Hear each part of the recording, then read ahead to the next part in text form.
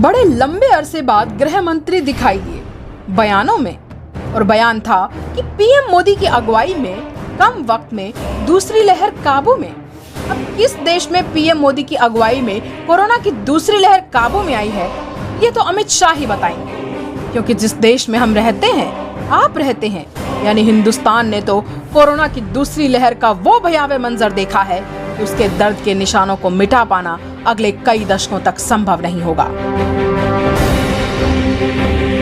हो सकता है कि अमित शाह उन देशों की बात कर रहे हों जहां प्रधानमंत्री मोदी वैक्सीन, रेमडेसिविर के इंजेक्शन और दवाइयां तोहफे में दे आए थे, क्योंकि हमारे हिंदुस्तान में तो कोरोना की दूसरी लहर में देशवासी ऑक्सीजन की कमी से तड़प रहे थे।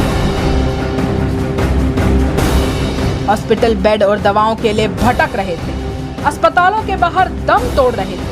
हिंदुस्तान ने कोरोना की इसी दूसरी लहर में शमशान में जलती चिताओं को देखा है,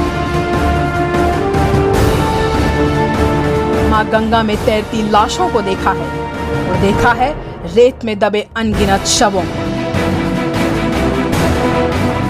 कोरोना की इसी दूसरी लहर में हिंदुस्तान ने प्रतिदिन 4 लाख से ज्यादा तक मामले देखे हैं। अकेले मई में 1 लाख से ज्यादा देशवासियों ने प्राण गंवाए हैं। लगभग 600 से ज्यादा डॉक्टर्स की मौतें देखी हैं। कोरोना की इसी दूसरी लहर में हिंदुस्तान ने वैक्सीन का अकाल देखा है,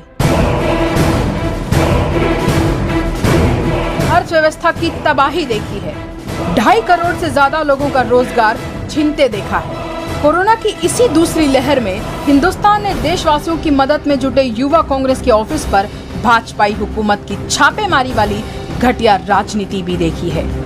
अब जब दूसरी लहर में हिंदुस्तान ने तबाही का ये मंजर देखा है, तो अमित शाह शायद किसी दूसरे देश की ही बात कर रहे होंगे। कोरोना की दूसरी लहर में हिंदुस्तान ने तो भाजपाई अहंकार और प्रधानमंत्री मोदी की नासमझी की कीमत चुकाई है। अब चाहे बकवास आर्टिकल छपवा लो, प्रोपेगेंडा फैला लो या अमित शाह से झूठ बुलवा लो, इन मौतों और तबाही की जिम्मेदारी प्रधानमंत्री मोदी और भाजपाई हुकूमत के माथे है और अनंत काल तक रहेगी। जय हिंद।